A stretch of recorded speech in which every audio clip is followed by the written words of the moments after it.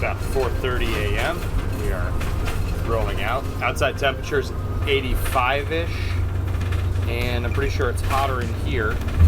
We have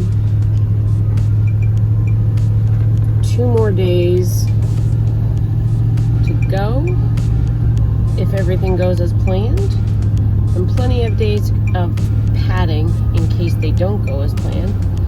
And Dreamboat's looking pretty good, I gotta say. Come on, guys, let's do it. Everybody, come on.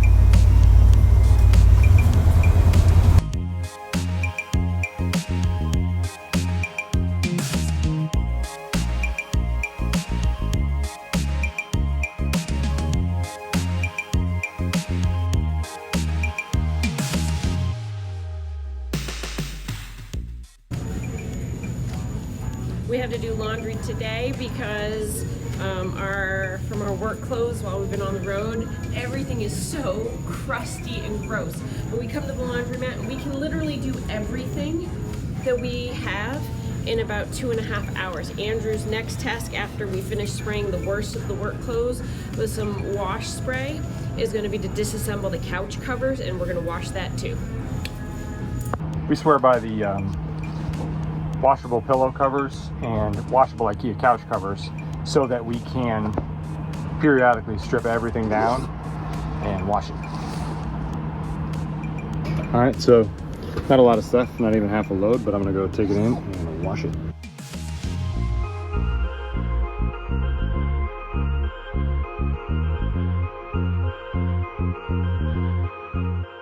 We got a little over 100 miles to go. On our arrival in Texas, we're gonna go reverse camping. We're dog sitting, so we're gonna live in a house for 2 weeks.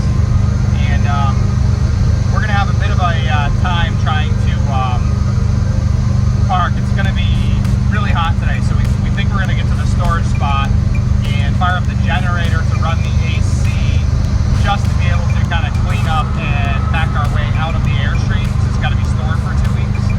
And so we have to defrost the fridge, just make sure all the perishables are out of there. It's going to be like 105 every day, so I don't know how hot it's going to be in the Airstream. Even like unopened condiments, maybe that may be too hot for, like, you know, pickles even. Whew. Well, looks like we made it. I just turned down the dirt road to the campground where we're going to store both Dreamboat and our trailer. Really gonna need a generator to pack out. Copy that. Yeah, we're gonna have to get that generator right away. It's, I think, 91 degrees or so at 10 a.m. and might be 105 later. Well, guys, we made it. 2,200 miles and just awesome. We had 105 degrees. I don't think we're going to be doing much work on Dreamboat anyway.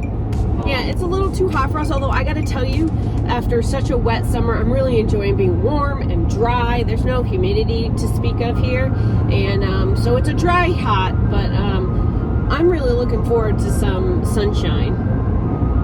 So let's recap what we learned on this particular trip.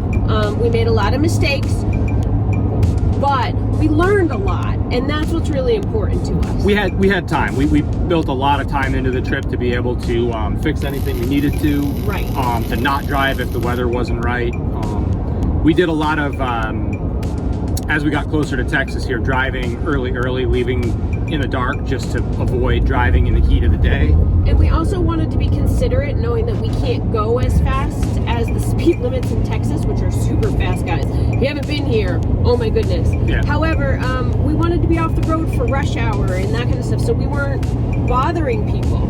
So the brake work, was that a bit like watching a horror movie where the characters run into the basement or the attic or the barn filled with sharp implements, and you're like, no, don't go there. Yeah, well, I don't want to jinx myself for the next time we get them out of storage and start driving again. But after the, I don't know, 600 or 700 miles trouble-free, we think we've got it solved. Sorted out this time. Yeah. I can now do a brake job completely by myself.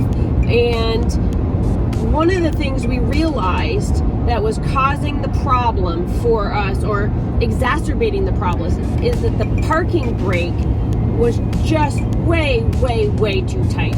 So when we arrived in Jackson Center and we started doing the third brake job, we completely loosened that. Yeah. We completely loosened the parking brake, and I think we're going to need to do some replacement parts and some work on that particular part of our braking system moving forward. Yeah. The other thing really was that we thought most of the problem was the driver's side, because that's where the noise was coming from, but it turns out the brake cylinder is a little piston that actuates the actual brake shoes. They hadn't been done. Yeah. And Not by us or by our mechanic. yeah. So the leaking brake fluid in the passenger side was glazing the brake pads, so there was no, essentially lubricating the brake pads. There was no braking action from that side. The other side, driver's, was overworking, and there's a self-adjusting thing, and it was essentially tightening way too much. And so when the self-adjuster tightens, what it actually does is it pushes the brake pads out into the drum. Yep. And that is how we were sanding off our brakes. Yep. The parking brake being too tight, it wouldn't center, and so they wouldn't come off. They were always dragging against one side because the parking brake was essentially pushing them forward. And it all just kind of spiraled, basically. So the parking brake, in conjunction with us not doing the wheel cylinders and not knowing any better, assuming, you know, that they had already been done or whatever, has sort of put us in a position where we ended up doing 3 brake jobs. It was a bit of a frustration to have to buy so many brake parts.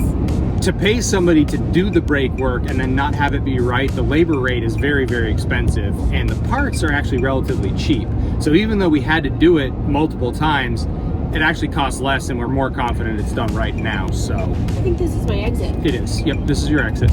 So anyway, we're happy that it seems to be done right and fully fixed this time. Honestly, and it was a huge learning experience, and we're actually able to share all of our mistakes and our process with our viewers, which I think is part of what we're about.